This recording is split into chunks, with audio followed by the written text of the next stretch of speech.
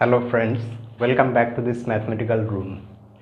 So today we are going to go back to the theory of functions from Tau's notes, and we are going to see the fourth section. It's named images and inverse images with respect to some function. So we already know these things.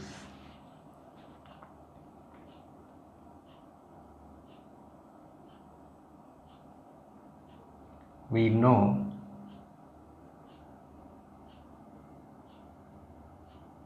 that if we have a function f, say, from a set x into y, then it sends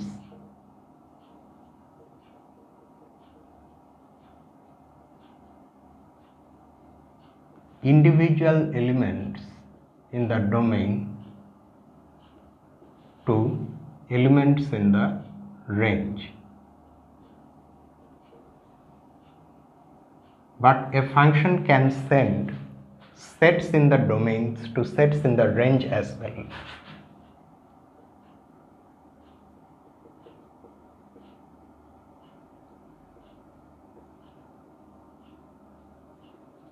Also send subsets in X to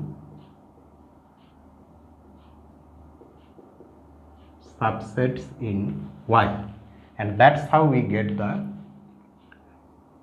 first definition of this section.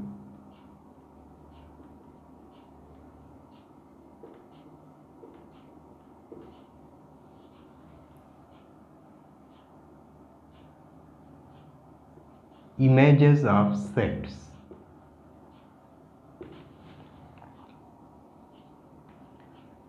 Let f be a function with domain x and range y. Okay, this be a function and u be a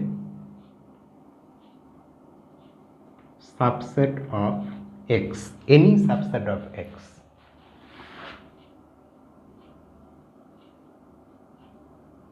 Then we define this set f of s to be the set of all elements which look like this, where x belongs to s. This set is a subset of y. Why is it a subset of y? Because you look at the elements it has. All the elements are fx, where x is coming from this set S, but although it's coming from S, but these x's are actually in capital X in the domain. So this fx, these elements will be in y, because f maps x into y, and that's why this fs is a subset of y. And is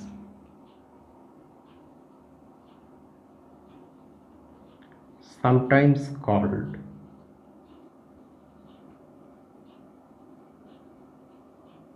the image of the set S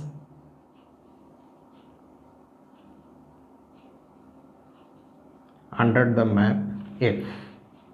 That's how we call it. It's said to be the image of the set S under the map F.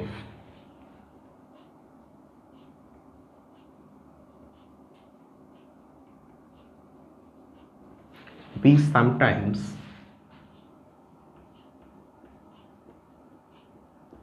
also call Fs to be the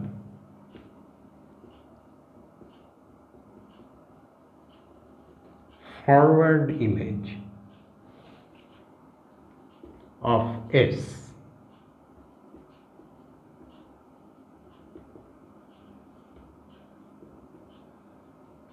distinguish it from the inverse image.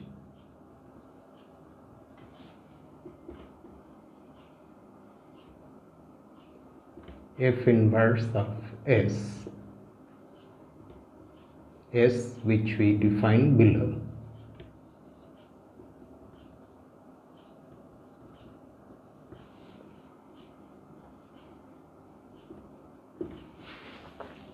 Okay, so other than this forward image, other than the image of a set under a function where the set is a subset of the domain, we have something else also known as the inverse image of a set. There, however, the set S will not be a subset of the domain, it will be a subset of the range, but which is coming. We are going to define it.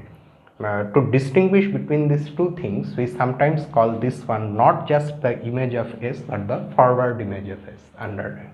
Okay, now note that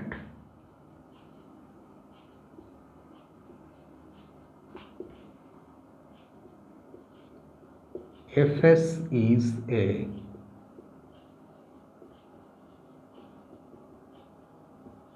well-defined set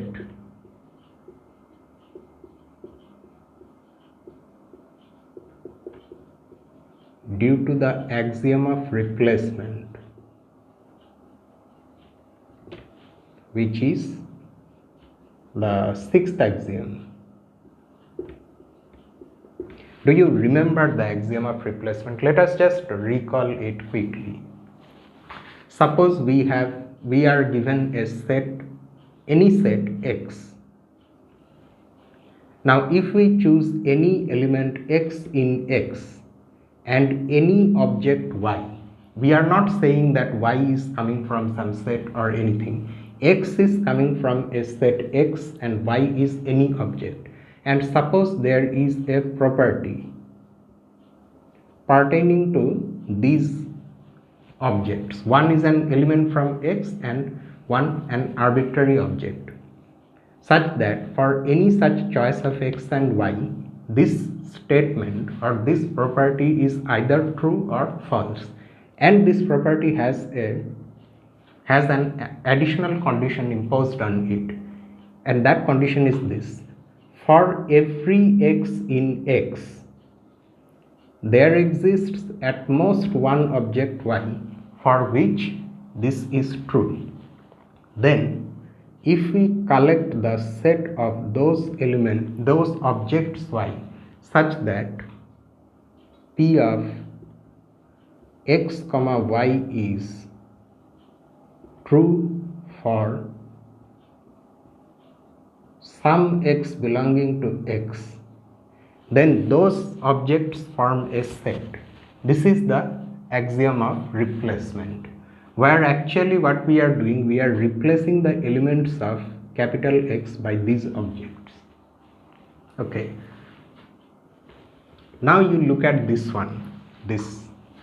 Here what we are doing, we have the set S. Think of S in place of X.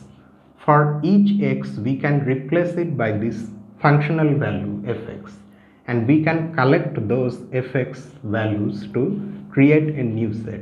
So this axiom of replacement makes sure that what we have defined here is actually a legitimate set according to our axioms. Okay, so that's why the sixth axiom ensures that this is a legitimate set. But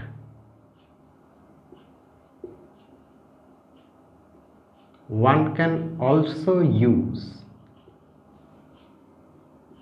instead of using the axiom of replacement, one can also use the one before that, the axiom of specification.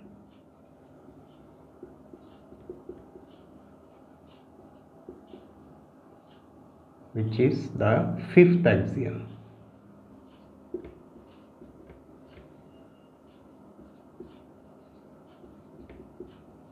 To define Fs like this. Since if you look carefully at this definition, since you will find that we can write fs like this. You see, what is axiom of specification? Axiom of specification is somewhat easier than the axiom of replacement. What it says is this: suppose you have a set X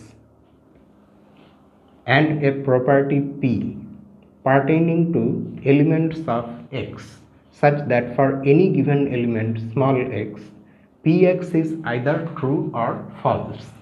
Then this collection is a set X such that Px is true. It's a set and it's a subset of X.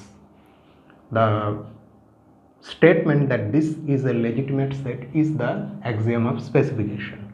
So here if we look at this set, you see we have already said that since the fx values are going to be in y, so this set fs is going to be a subset of y. So we can make use of this fact to write fs in a manner as if we are using the axiom of specification. So let me write fs in this way, and then we will see what we have written is correct or not. You see, in place of fs I am going to write y belonging to y such that y is equal to fx for some x belonging to s. Let us first of all ensure that these two things are actually the same set. If I take any element here, any element means what? I will take an element fx where x belongs to s. Then you see this fx is equal to itself where x belongs to s. So fx will belong to this set. So that means every element here is also here. So this is a subset of this set. Conversely, if I take an element in this set, say y, then by definition of this set, y is equal to fx for some x belonging to s. But then since y is of the form fx where x belongs to s, y will belong to this set. So that's why this is also a subset of this. Combining the two containment relations, we can then conclude that these two sets are actually the same. So that's how we can write the same set like this. But now look at this. This is just an application of the axiom of specification. Why? Because you see the px that we wrote there, x such that px is true. In our case, this is px, or rather py. Okay, py is true if and only if there exists some element x in s such that y is equal to fx. So then naturally this is a set by the axiom of specification. So we are going to write that now. Since this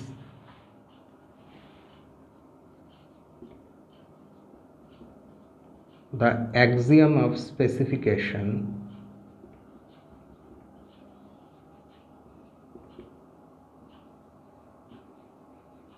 ensures that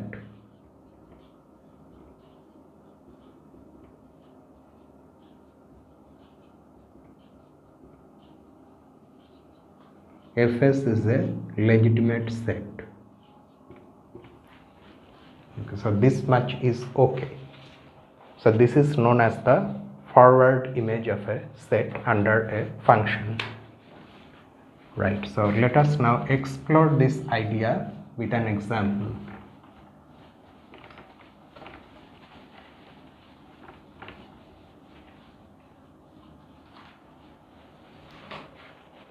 So this is our example.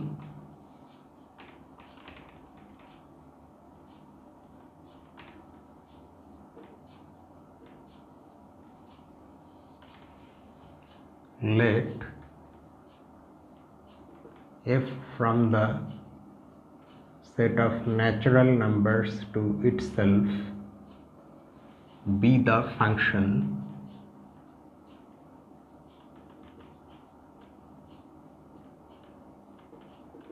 fx is equal to 2x, then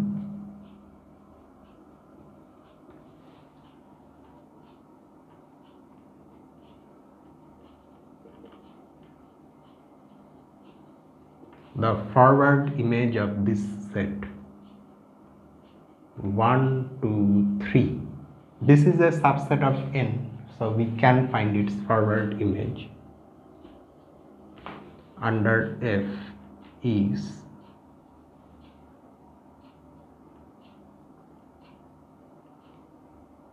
2, 4, 6. That is, we can write the same thing like this.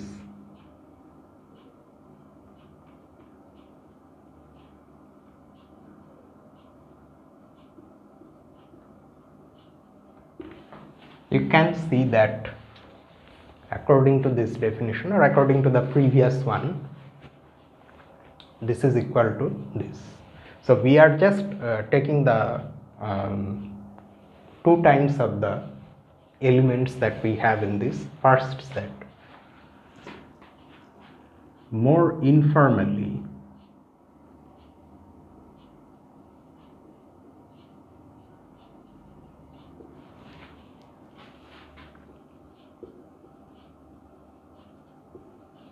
to compute f of s, we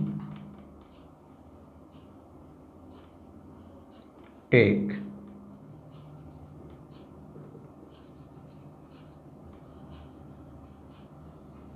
individual elements x in S, apply f on the element, and then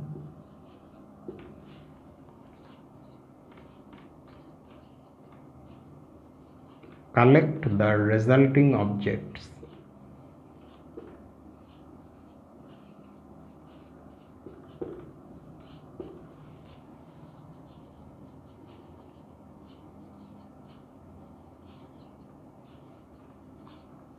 to form the set Fs. Like for example, if we take 1, then we apply f to it, we get 2, so that we have taken, that we keep, then taking 2, multiplying it by 2, we get 4, and then we get 6. Then we collect all those elements, and that make up those elements make up the set f of s. Okay, now you can see that in this particular example, the final set and the initial original set, they have the same size, but it's not the case. The final set can be smaller than the original set.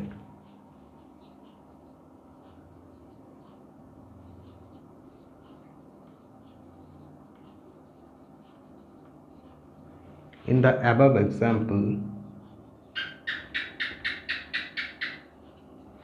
the image has the same size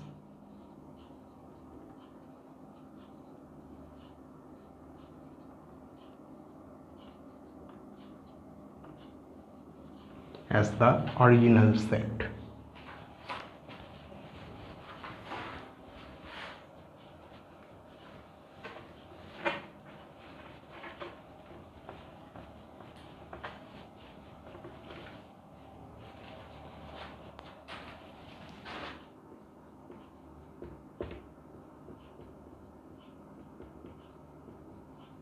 However,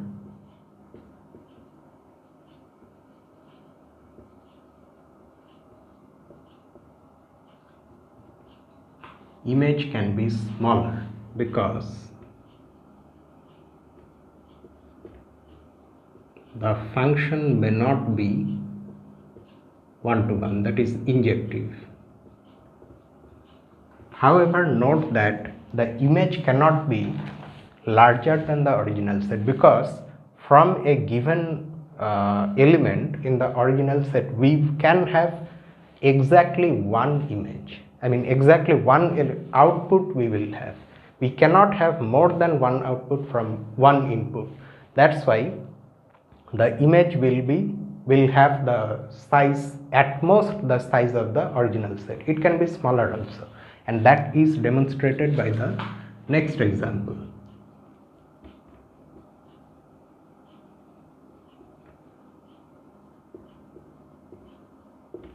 And this one is informal, because here we are going to use something which we have not developed yet, the integers.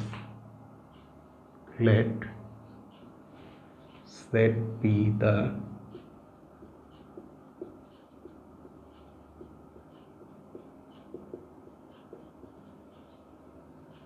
set of all integers. Just let us mention the fact that we don't have the integers yet formally.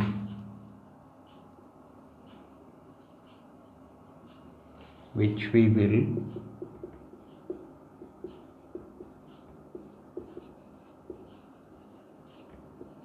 rigorously define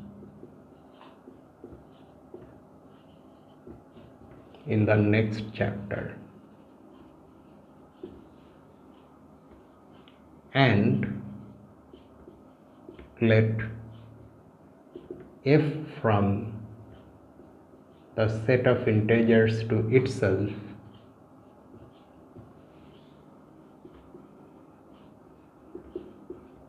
be the function defined like this.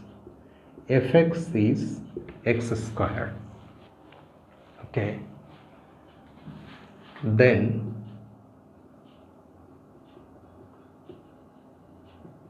we have, let us calculate the forward image of this set. This set has 4 elements, -1, 0, 1 and 2. So applying the same procedure that we did here, we take the elements one by one, apply the function on that, and then collect all the answers, all the outputs to form the image set. So -1 whole square is 1, 0 square is 0, 1 square is 1, 2 square is 4. So this is what we get. Okay. So here you can see that the original set has 4 elements, but the image set has 3 elements. So it is smaller than the original set in terms of size. Note that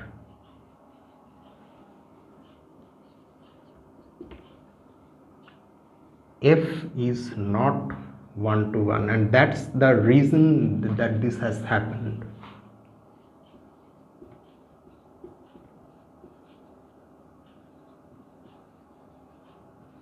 Because, for example, f of both f of -1 and f of 1 are equal to 1, although -1 and 1 are different elements in the set of integers. That's why f is not 1 to 1, and as a result this has happened. The image has shrunk in size. There is one more thing. Note that if x is an element of S, then this implies its image is an element of this image. However, the converse is not true.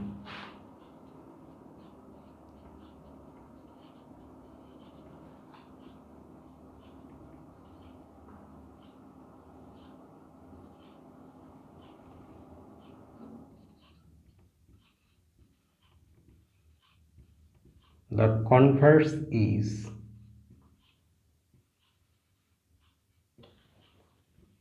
in general not true. That is, if fx belongs to fs, then that does not necessarily imply that x belongs to s, and that can be demonstrated with this example. Let us see how.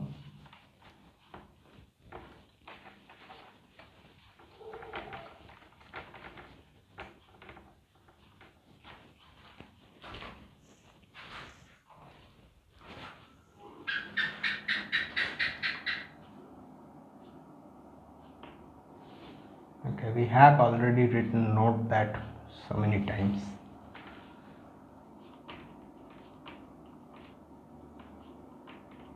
We have,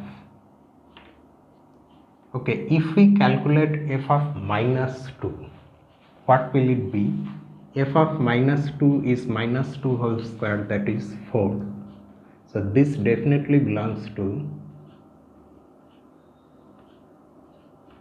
0, 1, 4, which is nothing but f of this.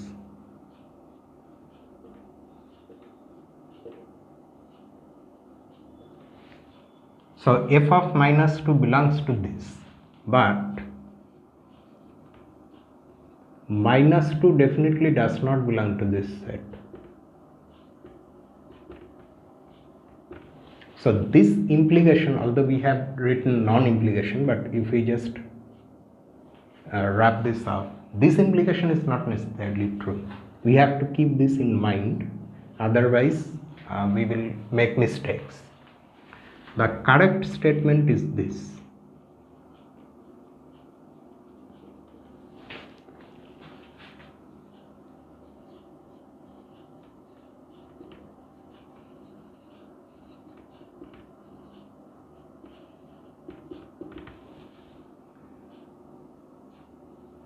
Y belongs to Fs if and only if y is equal to fx for some x belonging to S. This is the correct statement. Okay, if y is equal to fx, where we don't know what x is, or we know but we are not sure that x is in S. X may not be in S, because this is such an example, right? So we have to be careful about that. Now next we come to the definition of an inverse image. Forward image we have seen. Now inverse image.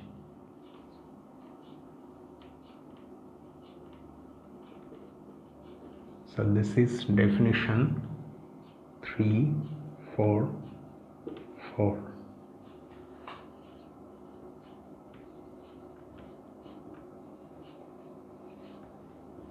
Inverse, I need some ink.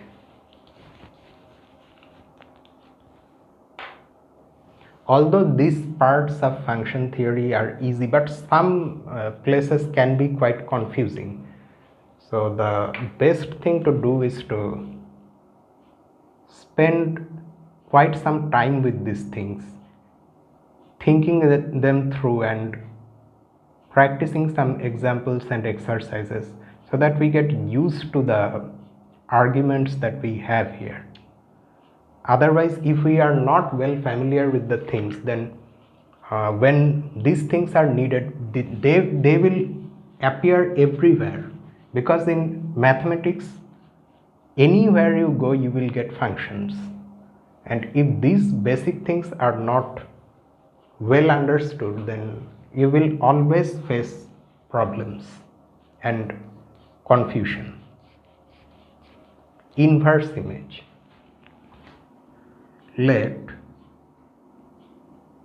f from x into y be a function. So to define forward image, we took a subset of the domain. Now we are going to take a subset of the range, and let u be a subset of y.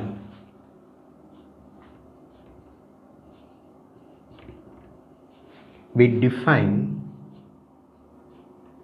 f inverse u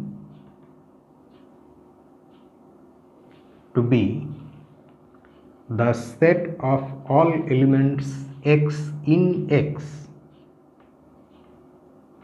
Okay, note this carefully, such that the f image of X belongs to U.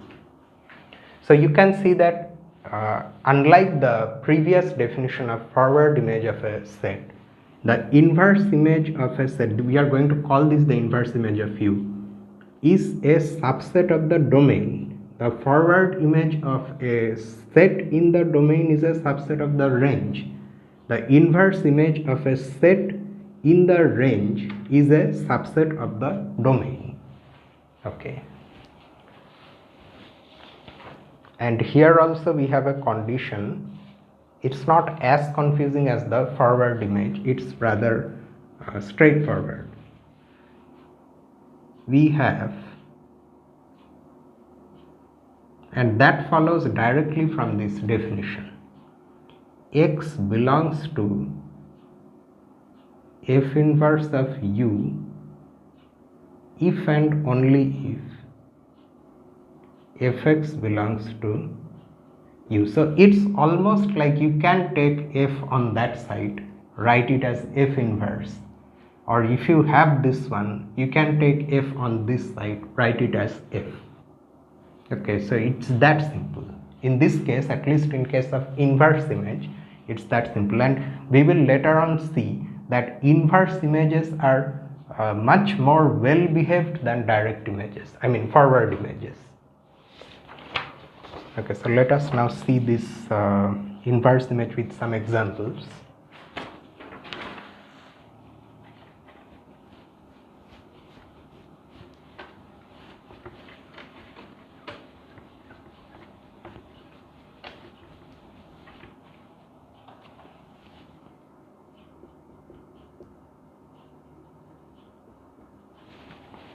So this is example 3, 4, 5. So the first example, we are going to take the function that we took previously also when we discussed forward image. Let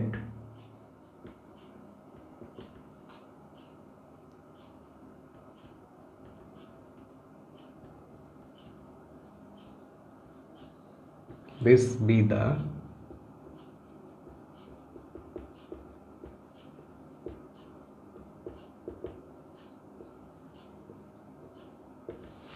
function which we already have seen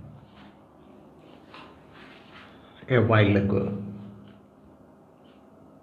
Note that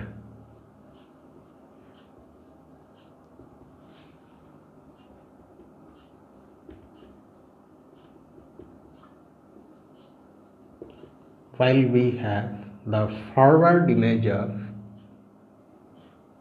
this set to be 2, 4, 6, we have already seen this. The inverse image of the same set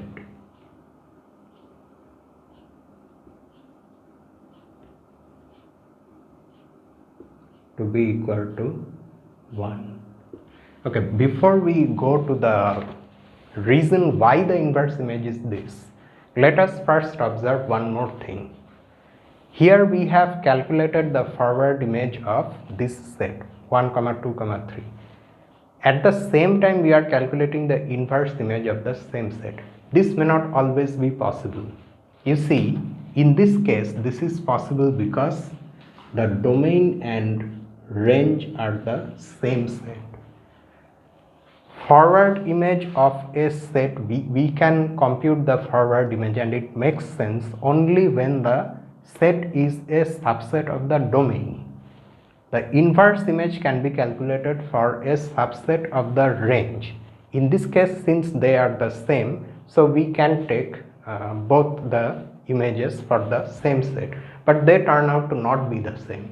This one is 2, 4, 6, this one however is 1. By the way, here how are we getting 1? That must be seen. You see, according to this definition, X belongs to F inverse of 1, 2, 3 if and only if Fx, which is nothing but 2x, belongs to 1, 2, 3. Keep in mind that x is a natural number. Okay, so can we have a natural number x for which 2x is equal to 1 or 2x is equal to 3?